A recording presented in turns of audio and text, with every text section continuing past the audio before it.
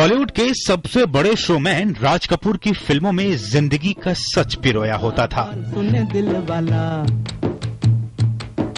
दिल का हाल सुने दिल वाला। सिनेमा ही राज कपूर की जिंदगी थी और उनकी हर फिल्म जिंदगी की एक जागती तस्वीर। सुने दिल वाला।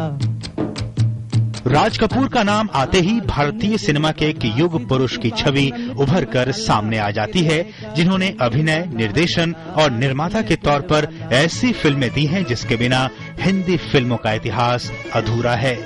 राज कपूर के कई रूप हैं सिनेमा के क्षेत्र में और उनमें से एक रूप है एक अभिनेता का। या गर्दिश में हूँ, आसमान का तारा हूँ। राज कपूर के चेहरे पर यूं तो सभी किस्म के भाव आसानी से आ जाते थे, पर उनकी नीली आंखें दुख के भावों को एक विशिष्टता के साथ प्रदर्शित करती थीं।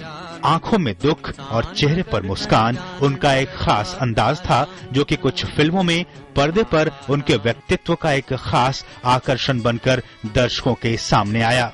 50 के दशक में उन्होंने कुछ फिल्मों में चार्ली चैपलिन से प्रेरित अदाएं करके अपनी अदाकारी दिखाई, पर वे अपने ही द्वारा बनाई गई छवि को तोड़ते भी रहे।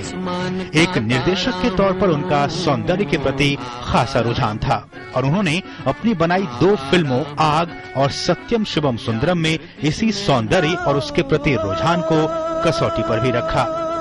इसी संतुलन की वजह से उनके द्वारा 50 के दशक में बनाई गई बेहतरीन फिल्में न केवल गुणवत्ता के आधार पर बल्कि अपनी विशिष्ट शैली के कारण भी उल्लेखनीय रहीं। सचमुच ही राजू कहीं नहीं खोया है। राजू की डफली की आवाज उनके चाहने वालों के दिलों में आज भी गूंजती है और आगे भी यूं ही गूंजती रहेगी। सीधी सी बात न मिर्च मसाला, कह के रहेगा कहने वाला, दिल का हाल सुने दिल वाला। असीम मिश्रा, डीडी न्यूज, दिल्ली।